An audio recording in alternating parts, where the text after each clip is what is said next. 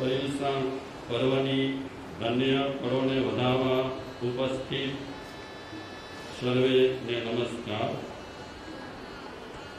पर्युषण पर्वनो आजे त्रीजो दिवस। दिवसो आवे छे अने जाय छे अने तेमां पण महत्वना दिवसो सारा दिवसो झड़पथी पसार थता होय छे। लेनारा आ मोटा दिवसोमां कंईक नवी प्रेरणा लेता होय अने नवी प्रेरणा लई करीने पोताना जीवनना विकास माटे जे चालुमां कंई करता होय एनाथी कंईक एमने विशेष करवानी भावना थती होय छे। वातनी शरूआत मारे करवी छे एक जर्मन विचारक ना प्रसंग थी। जर्मन विचारक थई गया जेनु नाम हतुं हेरिगल। आ हेरिगल नामना चिंतक ए आनंद अने सत्य विषे बहु विचारता हता, बहु चिंतन करता हता कि आनंद शुं छे अने सत्य शुं छे। खाली विचारता हता, बीजुं कांई करता न हता। तो वर्षों सुधी आ हेरिगल जर्मन चिंतके सत्य अने आनंद विषे खूब विचार्युं पण अनुभव्युं कांई नहीं। तो ए विचारक ने कोई के सलाह आपी के तमे जापान जाओ, त्यां कने तमने जैन साधु मळशे। जैन साधु नहीं, जैन साधु। एक शाखा रेली छे जैन साधुनी। तमे जापान जई ए जैन साधुनी मुलाकात लो। ए साधुनी मुलाकात लेता लेता एमनी साथे सत्संग करता करता एमनी साथे वातोचीतो करता करता तमने कदाच सत्य विषे आनंद विषे कांईक अनुभव थाय। तो ए चिंतक ए विचारक हेरिगल जापान पहोंच्यो। जापान पहोंच्या पछी घणा जैन साधुओने मळे छे। જ્યારે જૈન સાધુઓ ને મળે છે ત્યારે એ જૈન સાધુઓ આ હેરિગલની સાથે આત્માની ચર્ચા કરે છે, આનંદની ચર્ચા કરે છે। એ ચર્ચા જ્યારે હેરિગલ સાંભળે છે ત્યારે વિચારે છે કે આ તો કોરી ચર્ચા વરેલી છે, કોરી ચર્ચાથી શું ફાયદા। અને આ જૈન સાધુઓ જેવો હું છું એવા જૈન સાધુઓ રહેલા છે, એ ખાલી આત્માની વાતો કરે છે, બાકી એમની પાસે આત્માની સુગંધ નથી। 6 મહિના પછી જ્યારે જવા માટે તૈયાર થયો ત્યારે કોઈ ભાઈએ એને કીધું કે આ જાપાનમાં એક એવા જૈન સાધુ રહેલા છે જેની તે મુલાકાત નહીં લીધી હોય। એક વખત જર્મન જતા પહેલા એ જૈન સાધુની મુલાકાત લઈ આવો।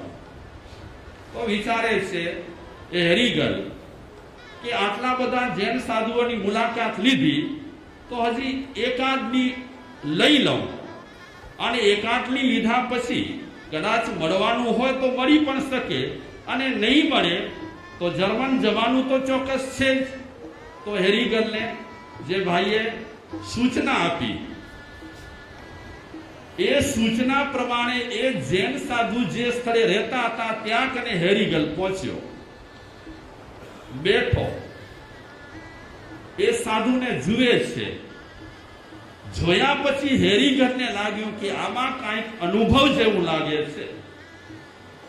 તો હેરિગલ એ સાધુમાં કાંઈક જોયું, કાંઈક અનુભવ્યું, કાંઈક એને થોડી તૃપ્તિ થઈ કે આમની પાસેથી કદાચ કાંઈ મળે। તો બેઠા સત્સંગ કરવા માટે। તો હેરિગલ એકદમ શાંત થઈ ગયા, મોઢું બંધ, आंखों खुली, कान पण खुला। सत्संग चालू छे, एने काई बोलवानुं नथी। जैन साधु सामे हूँ बैठो छूं तो एमनी पासे बैठा पछी काईक मर्यादा होय छे। बैठा छे एकदम शांत चित्ते। घणे ठेकाणे रखड्या पछी ए जैन साधु पासे एक सिद्ध जैन साधु पासे आव्यो छे। આ હરિગલ બેઠા છે શાંતિથી, જૈન સાધુ એની સાથે ચર્ચા કરી રહ્યા છે। એ સમયમાં ભૂકંપ આવ્યો, ધરતી ધ્રુજી એટલે સત્સંગમાં જેટલા બેઠેલા હતા બધા બેસી ગયા, બધા ભાગ્યા, બધા ભાગી ગયા।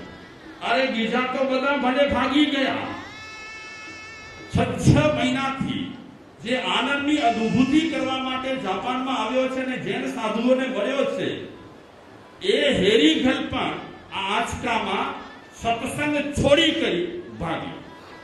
જ્યારે આંચકો બંધ થઈ ગયો, શાંતિ લાગી, ત્યારે સત્સંગી જેટલા લોકો રહેલા હતા એ પાછા આવી ગયા। હેરીગલ પણ પાછો આવી ગયો। એ હેરીગલ જૈન સાધુને કહે છે કે અમે બધા સત્સંગ ચાલતું હતું તે છતાં પણ ભૂકંપ આવ્યા પછી અમે સત્સંગમાંથી ભાગ્યા, બારે ભાગ્યા। તમે કેમ ભાગ્યા નહીં? વાત સમજવા જેવી અને સાંભળવા જેવી છે। જૈન સાધુએ શું કીધું? એ જૈન સાધુ હેરીગલને કહે છે ભૂકંપ આવ્યો, આંચકો આવ્યો, ધરતી ધ્રુજી એટલે સત્સંગી બધા લોકો તમે બારે ભાગ્યા, હું એ ભાગ્યો। જૈન સાધુ કહે છે હું પણ ભાગ્યો, પણ હું ભીતર ભાગ્યો, અંદર ભાગ્યો, તમે બહાર ભાગ્યો। એ જૈન સાધુ હેરીગલને કહે છે હેરીગલ સાંભળ, જે વ્યક્તિને ઝલક મળી ગઈ હોય અંદરની, એને બહારના ઝટકા અસર કરતા નથી। અંદરની જેને ઝલક મળી ગઈ હોય એને બહારના ઝટકા અસર કરતા નથી। હેરીગલ હું કહી શકું છું છાતી ઠોકીને કે મને ભીતરની અનુભૂતિ થઈ છે, અને ભીતરની અનુભૂતિ થયા પછી આ બહારના ઝટકા મને જરાય લાગતા નથી। પર્યુષણ પર્વ પ્રસંગે આ જૈન સાધુનો જે સંદેશ છે એ બહુ ફિટ રહ્યો છે।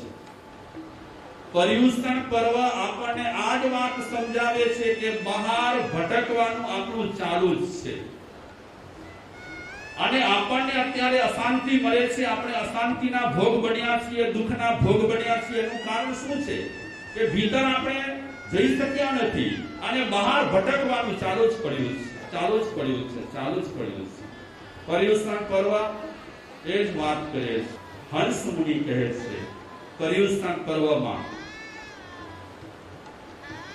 પ્રવચન ચાલતા હોય ત્યારે બને ત્યાં સુધી તમે સ્થિર ચિત્તે પ્રવચન શ્રવણ કરો, અને કોઈને ખલેલ ન પડે તે રીતે તમે એકાગ્ર ચિત્તે પ્રવચન શ્રવણ કરશો તો એ પ્રવચનનો તમને વિશેષ પ્રકારે આનંદ થશે સાંભળવામાં।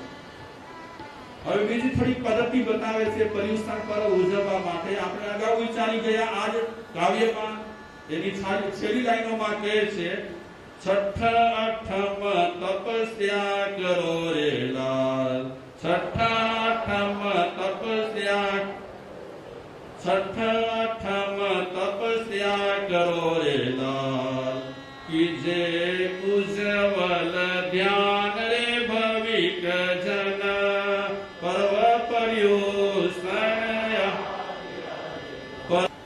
પર્વના કેટલાક અર્થ અને પર્વ વિશે। પર્વનો એક અર્થ છે, પર્વ એટલે ઉત્સવ। પર્વનો બીજો અર્થ કર્યો છે સમૂહમાં આનંદની અભિવ્યક્તિ। સમૂહમાં પ્રવૃત્તિ કરવી, એનાથી વ્યક્તિને ભાવોમાં પણ વેગ આવે। પર્વ એક આપણે અર્થ કર્યો ઉત્સવ, પર્વનો આપણે બીજો અર્થ કર્યો ઉત્સવમાં આનંદની અભિવ્યક્તિ કરવી। કેટલા ધર્મો રહેલા છે આ વિશ્વ પર, એ ધર્મોની જે જીવંત સંસ્કૃતિ દેખાય છે એમાં 4 તત્વોનો ફાળો છે। પહેલો મંત્ર, બીજો શાસ્ત્ર, ત્રીજો તીર્થ અને ચોથો પર્વ. આ ચાર તત્વ સંસ્કૃતિને જીવંત રાખે છે, પર્વો છે. એ રીતે જૈન ધર્મમાં પણ પર્વો છે. જૈન ધર્મમાં કાર્તિક મહિનામાં એક પર્વ આવે છે. કયો આવે છે? જ્ઞાન પંચમી. ફાગણ મહિનામાં એક તહેવાર આવે છે જેનાથી આપણે બધા અજાણ છીએ, હું અને તમે.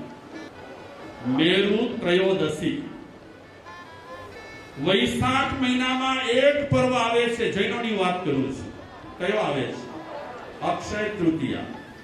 ચૈત્ર મહિનામાં તહેવારના આવે છે 9 દિવસ પર્વના. આંબીલની હોળી. અને સૌથી મૂર્ધન્ય વાત, જૈન ધર્મમાં પર્વ નહીં પણ મહાપર્વ કહેલ છે પર્યુષણ પર્વ. આ ચાર વસ્તુઓને કારણે સૌના ધર્મની સંસ્કૃતિ ટકેલી છે. તીર્થને માને છે, શાસ્ત્રને માને છે, મંત્રને માને છે અને પર્વને માને છે. પ્રશ્ન હું 5 આપની સામે મૂકીશ. પર્યુષણ એટલે શું? પ્રશ્ન નંબર 1.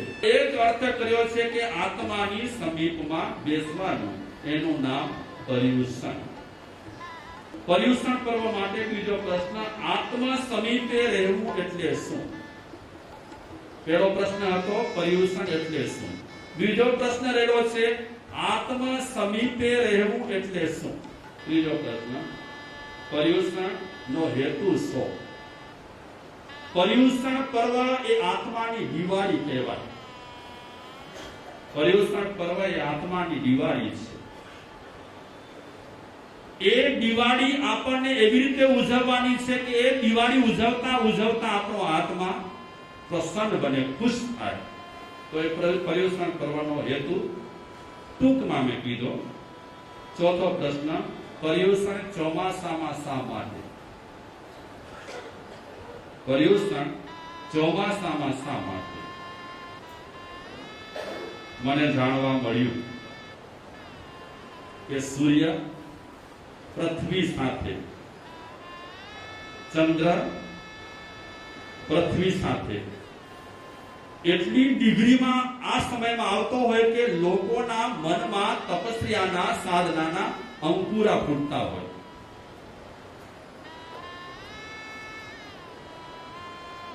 સૂર્ય પૃથ્વી સાથે અને પૃથ્વી ચંદ્ર સાથે એવી ડિગ્રીમાં રહી હોય કે જેના કારણે વ્યક્તિને આ દિવસોમાં સાધના કરવાની, તપ કરવાની, અનુષ્ઠાન કરવાની ઈચ્છા થાય. પાંચમો પ્રશ્ન છે, પર્યુષણ 8 દિવસ શા માટે? પર્યુષણ પર્વ 8 દિવસ શા માટે એવો પ્રશ્ન ઉઠાવી કરીને એક ચિંતક કહે છે કે આમ તો પર્યુષણ પર્વ જો પ્રાચીન આપણે વાત કરીએ તો એક જ દિવસ રહેતો હતો. કયો દિવસ? સંવત્સરી સમાપના એક જ દિવસ મૂક્યો હતો. પણ પૂર્વાચાર્યો એમને લાગ્યું કે આ એક દિવસ પૂરતું નથી. માણસ બિચારો એટલો બિઝી છે, માણસ એટલો બિચારો સંસારમાં અટવાયેલો છે કે વિશેષ દિવસ મળે તો કાંઈક સમય ફાળવી કરી અને પોતાના માટે વિચારી શકે. એટલા માટે પર્યુષણ પર્વના 8 દિવસનું કારણ બતાવ્યું. 7 દિવસ પ્રેક્ટિસના અને 8મો દિવસ પ્રેક્ટિસ પછી આપણે કેટલા ઊંડા ઉતર્યા છીએ અને કેટલા આગળ વધ્યા છીએ, કે કેટલા હીણા થયા છીએ એનો છેલ્લા દિવસે આપણને ખ્યાલ આવે. પણ હકીકતમાં તો 7 દિવસ વ્યક્તિને માનસિક એવી તૈયારી કરવાની હોય કે 8મે દિવસે એનો રિઝલ્ટ સારો આવે. એ જ રીતે આ પર્યુષણ પર્વ છે ને, એમાં ડીઝલ ભરવાનું છે, પેટ્રોલ ભરવાનું છે, ગેસ ભરવાનું છે. આ ગાડી 1 વર્ષ સુધી દોડાવવાની છે. ભરીને પર્યુષણ પર્વ ના આવે ત્યાં સુધી ગાડીને સારી રીતે, સરખી રીતે, આનંદ સાથે દોડાવવાની છે. એટલે આ દિવસમાં વ્યક્તિને પ્રેરણા મેળવવાની છે. કાંઈ ભાતું બાંધવાનું છે. એ ભાતું બંધાશે તો કામ થશે. એક નાનકડો દાખલો આપીને વાત પૂરી કરું. કબીર સવારના પહોરમાં ફરવા માટે નીકળ્યા છે, ટહેલવા માટે. કોણ નીકળ્યા છે? કબીર. ફરતા ફરતા ફરતા ફરતા એ દરિયા કિનારે આવ્યા. દરિયા કિનારે જ્યારે કબીરજી ફરી રહ્યા છે ત્યારે એમણે અલગ અલગ ઠેકાણે માણસોના ટોળા જોયા. તો કબીરજી વિચારે છે, આમ અલગ અલગ ઠેકાણે માણસો આમ ટોળા વળીને બેઠેલા છે, શું કરી શું રહ્યા છે?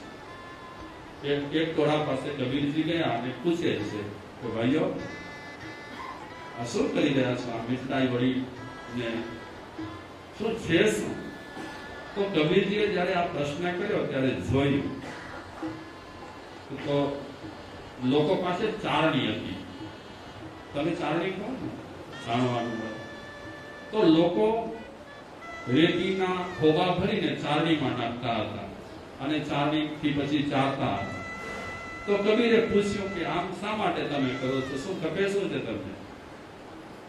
તો પેલો ટોળો છે એ કબીરને કહે છે કે અમે સાંભળ્યું છે રશ્મિભાઈના મોઢે કે આ બાજુમાં દરિયો છે, સમુદ્ર પણ એને કહેવાય ને રત્નાકર પણ કહેવાય. તો દરિયામાં રત્નો જ હોય છે એવું અમે સાંભળ્યું છે. દરિયામાં જો રત્નો હોય તો કિનારા પર તો હોય જ. એટલે અમે આ રેતી ચારી ચારી ચારી ચારી શું શોધી રહ્યા છીએ? રત્નો શોધી રહ્યા છે. કબીર પૂછે છે કે આ ચેષ્ટા તમે કેટલા ટાઈમથી કરો છો? તો એ ભાઈઓએ કીધું કે લગભગ 1-2 વર્ષ નીકળી ગયા, 2 વર્ષ થઈ ગયા. રત્નો મળ્યા કે હજી તો રત્નો નથી મળ્યા? ઠીક છે, વાંધો નહીં. કબીરજી આગળ વધ્યા. બીજા ટોળામાં પણ કબીરજીએ જોયું તો આ લોકો પણ ચારણી લઈને રેતી ચારતા હતા. કબીરે લોકોને પૂછે છે, ભાઈઓ તમે શું શોધી રહ્યા છો? તો એ ભાઈઓ પણ કબીરજીને કહે છે કે સાહેબ, દરિયા રત્નાકર છે તો દરિયાનો કિનારા પણ રત્નાકર જ હોય. તો રેતીમાં ક્યાં રત્નો આવી ગયા હોય તો અમે રેતી ચારી ચારી ચારી ચારી રત્નો શોધી રહ્યા છીએ. કબીરજી કહે છે, માણસોને પૂછે છે કે ભાઈઓ કેટલા વર્ષથી આ તમે ચારો છો? તો એ ભાઈએ કીધું લગભગ 5-1 વર્ષ થઈ ગયા ચારીએ છીએ. કે ઠીક, મળ્યા રત્નો મળ્યા? હજી સુધી તો નથી મળ્યા. એ રીતે કિનારા પર જ્યાં જ્યાં લોકોના ટોળા હતા ત્યાં ત્યાં બધા લોકો આ જ ચેષ્ટા કરી રહ્યા હતા, રેતી ચારતા હતા. શેના માટે? રત્નો માટે. આ ચેષ્ટા જોઈ કરી અને કબીરજી પાછા ફર્યા. પાછા ફરી અને એક એક ટોળા વાળાને કહે છે કે ભાઈઓ તમને 4 વર્ષ થઈ ગયા ચારતા ચારતા, રત્નો ન મળ્યા. તમને 5 વર્ષ થઈ ગયા, રત્નો ન મળ્યા. કિનારા પર રત્નો નહીં મળે. તમે ચારવાની જે ચેષ્ટા કરો છો ને જે સ્થળ નક્કી કર્યો છે ને ખોટો છે. હા, દરિયા રત્નાકર છે અને દરિયામાં રત્નો સંભવે, પણ કિનારા પર તમને રત્નો આ જિંદગી પૂરી કરી નાખશો ને ચારતા ચારતા તો પણ મળવાના નથી. અગર તમને જો રત્નો જોઈતા હોય તો દરિયાના કિનારે પણ પડવું નથી. બરાબર મધદરિયે જ્યારે તમે તમારી તાકાતને અજમાવી કરી, સાહસ કરી અને પેટાળમાં જશો ત્યારે કદાચ ખોબા ભર્યા પછી એકાદ રત્ન તમને મળે પણ ન પણ મળે. પણ જ્યાં સુધી તમે સાહસ નહીં કરો અને દરિયાના મધ્ય ભાગમાં કૂદકો નહીં મારો ત્યાં સુધી, દરિયાના ઊંડા પાણીમાં કૂદકો નહીં મારો ત્યાં સુધી તમને રત્નો મળવાના નથી. એટલે એક કાવ્ય આપ સૌને ખ્યાલ હશે, માહી પડ્યા તે મહાસુખ માણે, દેખણ હારા ડાજે જોને, હરિનો માર્ગ છે સુરાનો, નહીં કાયરનું કામ જોને.